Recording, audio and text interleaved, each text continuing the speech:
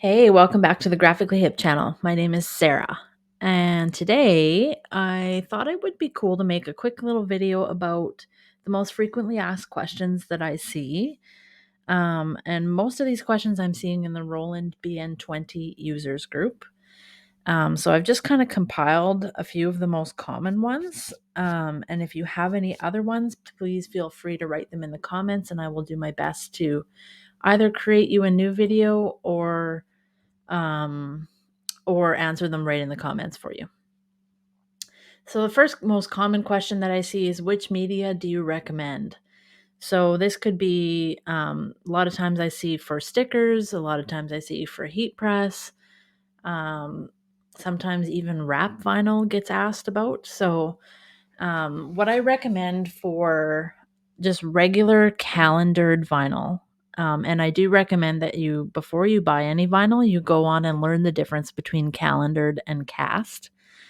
Basically, it has to do with the way that the vinyl itself is made and pushed through rollers in its manufacturing process.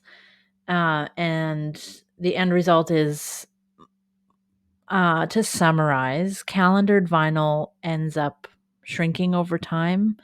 Cast vinyl does not. Well, it does, but just takes a lot longer and a lot more extreme circumstances. So, calendared vinyl is what we use for like stickers, decals, and if you're from the US, you probably say decals, not decals, but I'm in Canada, so it's decals to me. Um, so yeah, you use the calendar vinyl for simple small things. Cast vinyl is more used for wraps.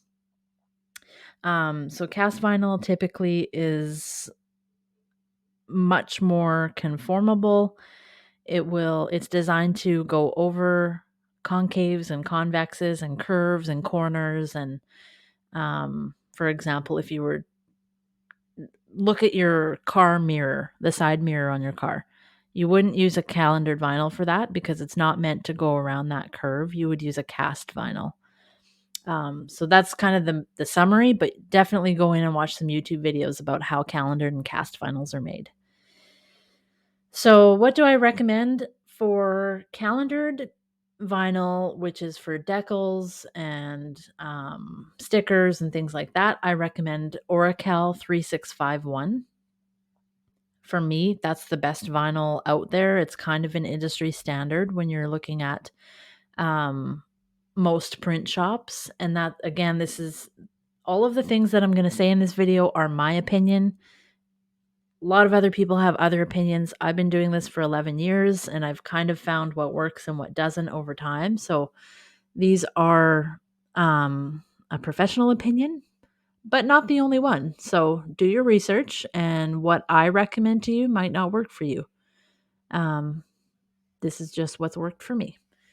For wrap vinyl, I highly, highly, highly prefer 3M over any other brand of wrap vinyl. There are Avery brands. I think Vivid has a brand, and there might be a couple other ones out there. I'm forgetting their names, but 3M for me is the best vinyl for wrapping. With the BN20 printer, it's not likely that you're going to accomplish a lot of large wraps like vehicles. However, and that's just due to the size restriction of the printer itself. However, that doesn't mean that you can't wrap vehicles with it. Just means that you may need to outsource the print portion to someone who has a larger Roland. So I come from a background of 54-inch printers and 60-inch printers, Roland printers. So I have experience with wider rolls of vinyl and larger prints and things like that. I would not want to be overlapping a vehicle wrap with 20-inch prints, or in our case, when you account for the rollers, 18-inch prints.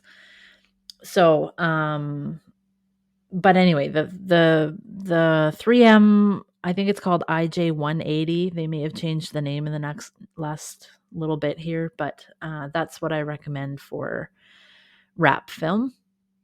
And then for HTV, aka heat transfer vinyl, also called HPV, so that would be heat press vinyl. I recommend Stahl's Express Print. That's what I use for kind of, I don't know, cheaper printable vinyl, I guess. And then I have a Roland brand printable vinyl that I use that comes directly from my Roland dealer. And I honestly can't think of the name of it right now, but I know it's got a matte or a satin finish to it, not a gloss. So if you're looking for Roland HTV, you can probably find that on the Roland website or maybe even the Stahl's website, or just ask your Roland dealer. I'm sure that most Roland dealers who sell the printers themselves also carry the vinyl to go with them. So those are the three that I recommend for stickers, wraps, and HTV. And next question is, where should I buy my media? So I kind of touched on that already a little bit. Grimco is a great vendor for all things adhesive. So that would be your sticker / decal vinyl and your wrap vinyl. There are many, many different retailers for, or wholesalers, I should say, vendors for wrap and decal vinyl. I use one in BC that's local to me, but Grimco is also a really great resource for this. I also think Stahl's website has printable decal vinyl, but not wrap vinyl, but they might. It's been a while since I looked. So the Stahl's website is staahls.com, I believe. And then Grimco is just grimco.com.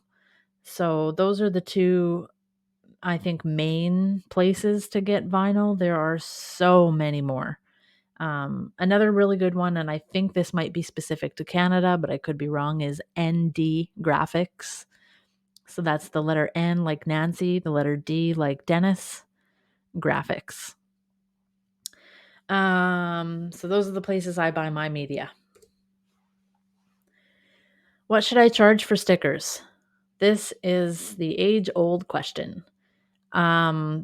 You will see a lot of different people asking this in Facebook groups, and the truth is there is like kind of a standard, and you want to stick within your industry standard. You don't want to undercut your industry. So the best kind of advice that I give people is call around to your local print shops and find out what they're charging, and find out exactly what they're quoting you too, because I have a lot of people who call and ask me for quotes, and then they'll get a quote from a different shop and say, well, the other shop was cheaper. And the first words out of my mouth is always, are you comparing apples to apples, or are you comparing apples to oranges? Because the other shop could have been charging for a lesser quality vinyl, because I know my prices are very consistent with my competitors, at least where I am. So maybe they were charging for a decal vinyl when they should have been charging for a wrap vinyl, and they just didn't ask the right questions and that kind of thing. So you always, if you are going to phone around and find out prices from your competitors, always make sure that you're asking for the same product from all of them. And that includes asking for the same laminate as well, if you're going to be laminating. Also, on the topic of buying media, something that just came to my mind that should have been from the previous question. A little known secret from the trade is that if you were to phone Grimco or go on their website, I don't believe they carry 20-inch vinyl, which is what we need for the BN20. However, you may phone them. I believe they will do this. I know my supplier in town does it. I think I've seen others say that Grimco does it. If you phone them and say, I want to purchase a 54-inch roll of, let's say, Oracal 3651, that's typically the standard size that a roll comes in, is 54 inches. And you can just ask them to cut it down into 20-inch rolls. And typically they'll charge you like a $5 or $10 cutting fee for that, maybe less, maybe more. And then you just have to, so then you'll get two 20-inch rolls, and one roll they'll give you the extra offcut, which will be just under 14 inches, just because the size of the blade does get accounted for when cutting these rolls. So just that's just a little quick trick for you if you're looking for large quantities of vinyl. It's a little bit more of an investment up front, but you end up with essentially 2.5 rolls of vinyl that will last you, depending on how much work you do, probably months, maybe even an entire year if you don't print a whole lot of stuff. Definitely is the way to go, in my opinion. The other thing on the topic of what should I charge for stickers is if you go to the Stahls website, STAHLS.com, in the search bar, type in price calculator. I think that's what it's called. Might be called something else, but you will find a downloadable Excel spreadsheet.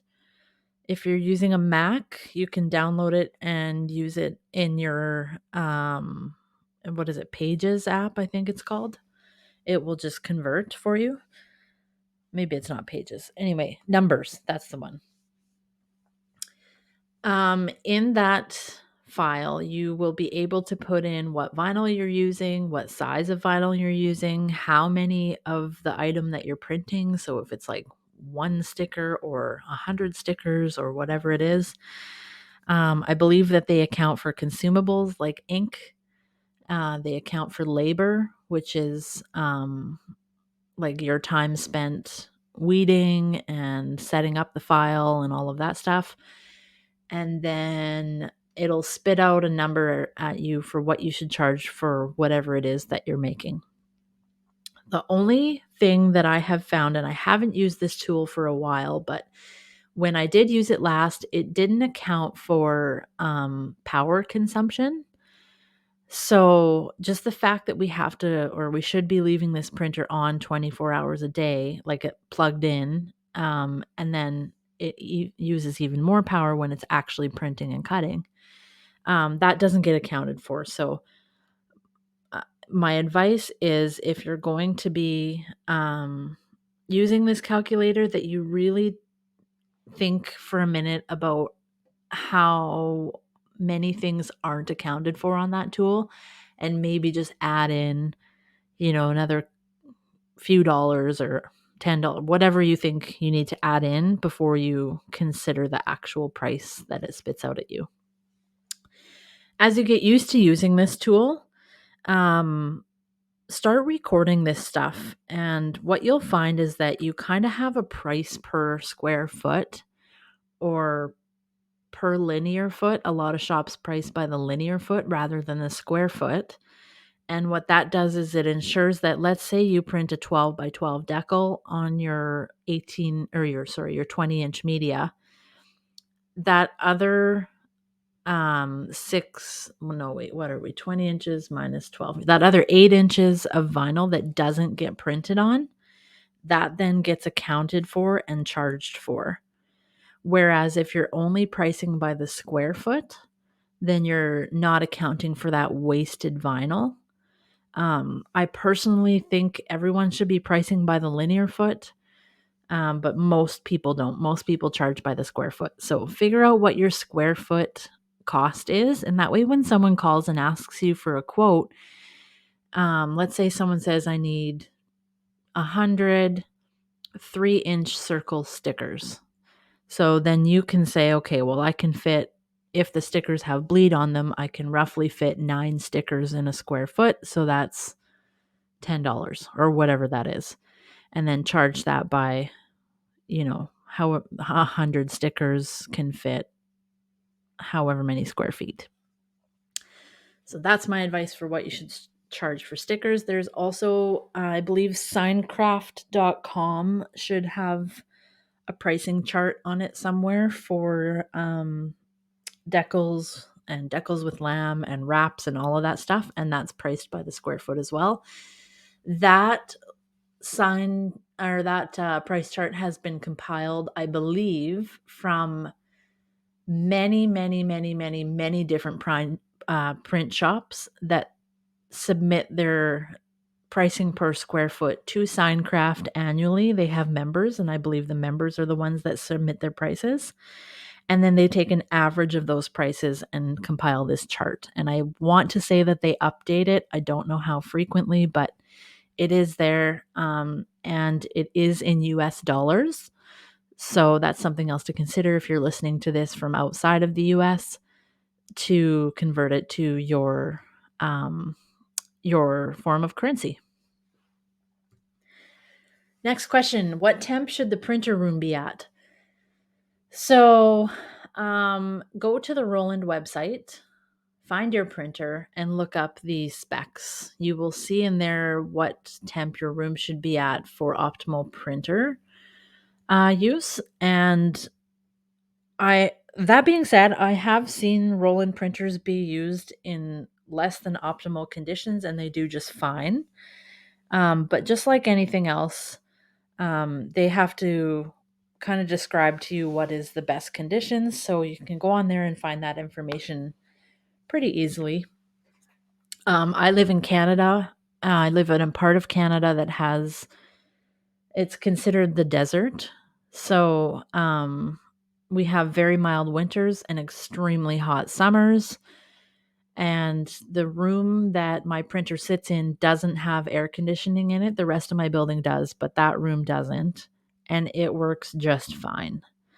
And when I say hot summers, I'm talking like plus 40 Celsius. I don't know what that is in Fahrenheit, but it's very hot. So it works fine. The vinyl I do find, like for adhesive decal vinyl, it does become a little flimsier and harder to work with when it's that hot.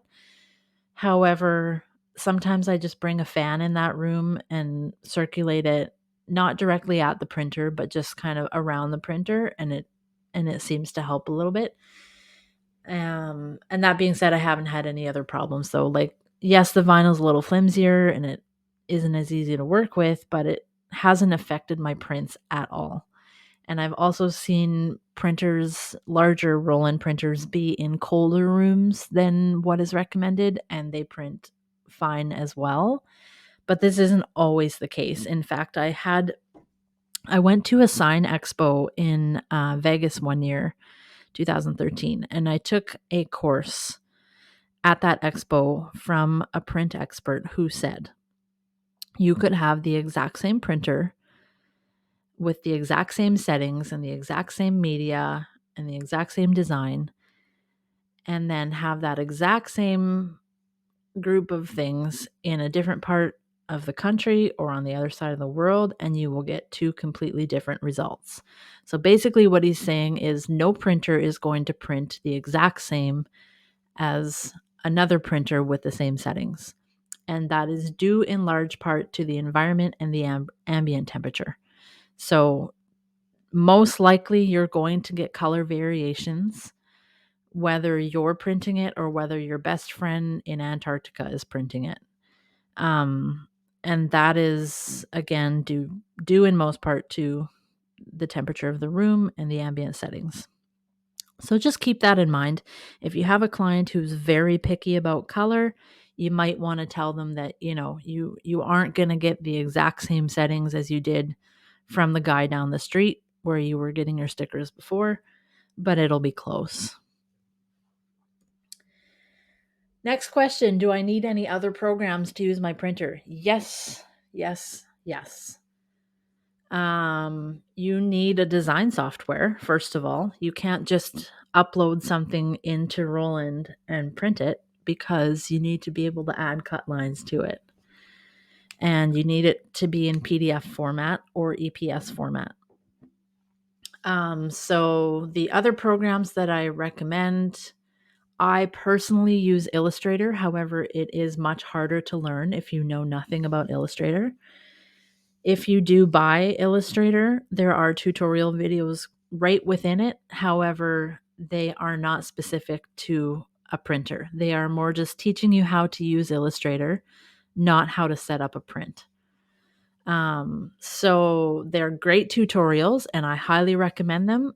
And then when you're ready for Roland specific tutorials, you can check out the rest of my YouTube channel, which has a whole bunch of videos on how to do different things like add cut lines and things like that. The other great, and sorry, I should mention Illustrator is a vector-based software, which is what you need when you're designing stuff for print. A lot of people use Photoshop. I don't recommend it. Photoshop is raster-based, which means you lose quantity as you expand the image. Photoshop is also a tool that's used for photo editing. It's not design software. So I just don't recommend Photoshop at all. Plus, you need to add cut lines, which can't be done in Photoshop because they wouldn't be vector cut lines, and VersaWorks needs to see vector cut lines in order to understand how to cut something. So Illustrator, best program by far. Second best would be Corel Draw. And Corel Draw is another vector-based software, not as advanced as Illustrator, but for a beginner, it's a great program to learn. It also has tutorial videos that teach you how to use it. And third on the list would be Affinity. I shouldn't say I've never used it. I've used it like once for about 5 minutes because a friend of mine was just showing me it.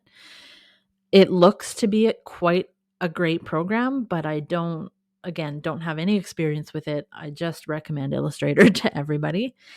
And then lastly, we have Flexi. And I think there are some other programs, but these are the kind of the four main ones. Flexi, I again have zero experience with, never even opened it in my life. I have worked at shops that had it, but just always had access to Illustrator, so used that instead. I don't know if this is a design software, but I do know that it can add cut lines to things.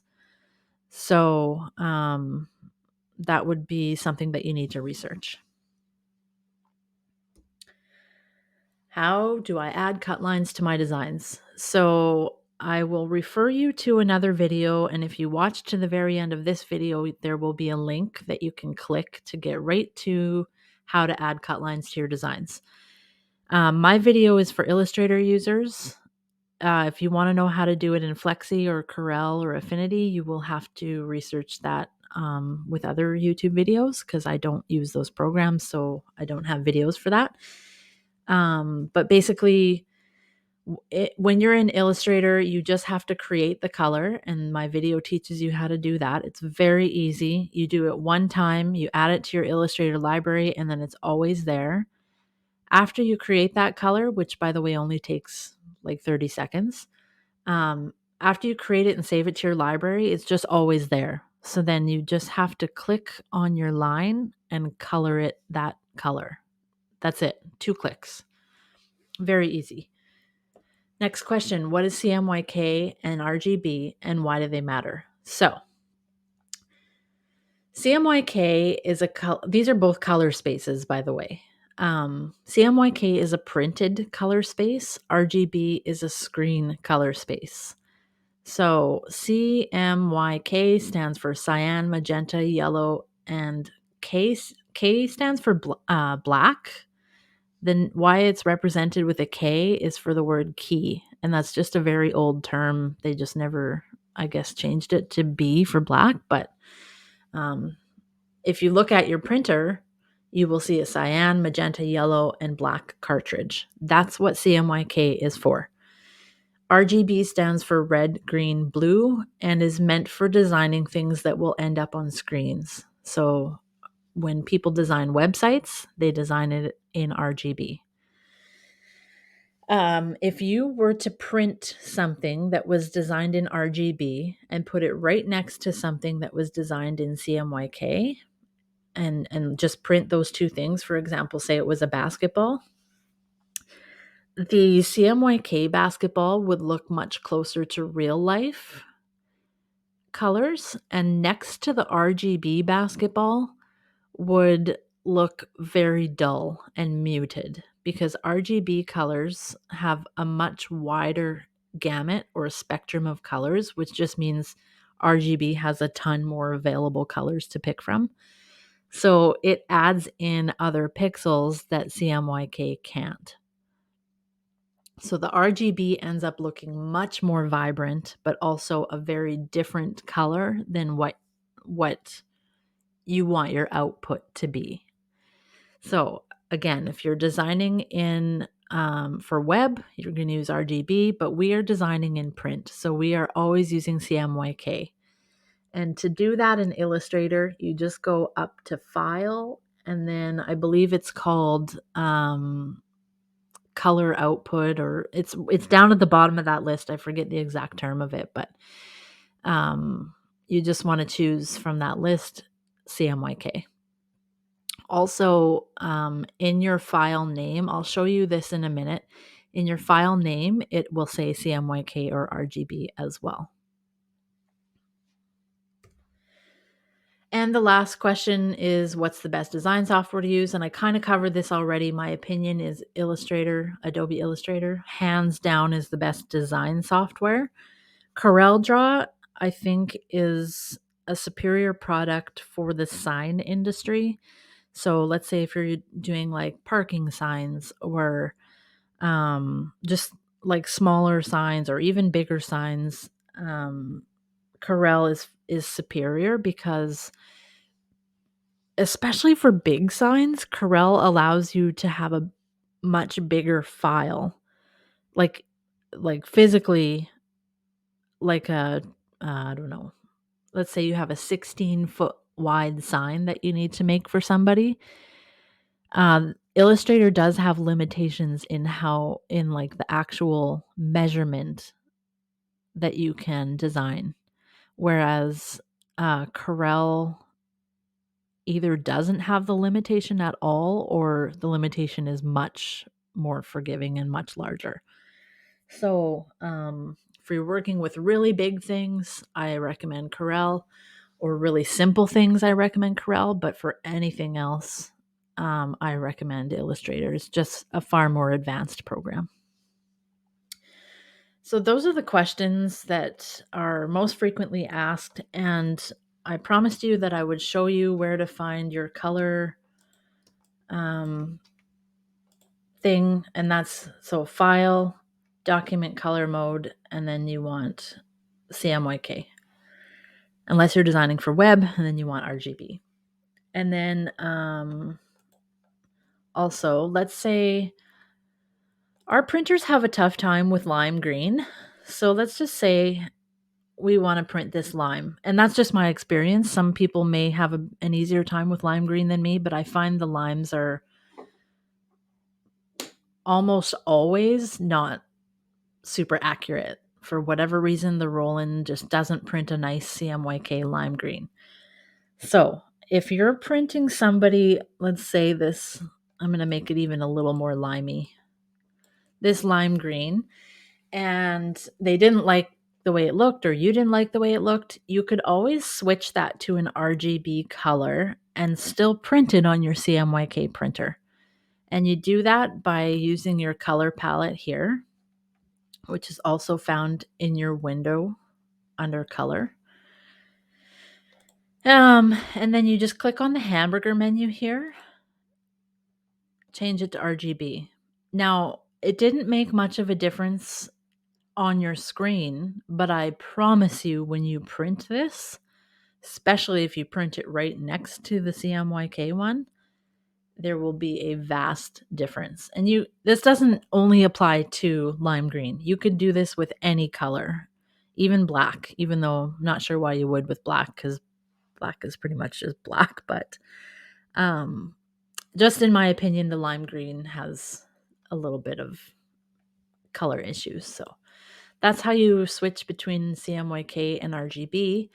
And then also, if you needed to just change your entire file that you're working on in RGB, that's where you would do that here. But I don't recommend doing that unless, again, you have like these lime green color issues. So that is how, those are the most frequently asked questions that I see. Again, feel free to comment on the YouTube video about any other questions that you feel need to be answered, and I will do my best to either make you a video if it's something that warrants making a video, or I will reply right in the comments. And if any of this was any help to you, please hit the subscribe button. We are trying to grow this YouTube channel so that more people see it and more people can access it. And the only way to do that is for you to hit subscribe. So thank you again for listening, and we'll see you at the next video.